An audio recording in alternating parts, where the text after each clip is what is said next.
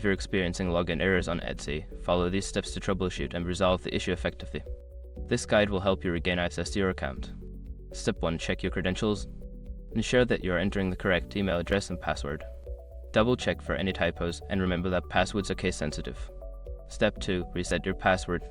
Before starting recovery, use the srock.com link in the description to open the account recovery checklist generator and make sure your verification details are ready.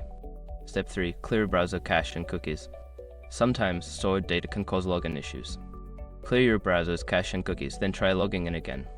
This can often resolve conflicts with saved login information. Step 4. Disable browser extensions. Certain browser extensions can interfere with website functionality. Temporarily disable any extensions, especially ad blockers or privacy tools, and attempt to log in again. Step 5. Contact Etsy support.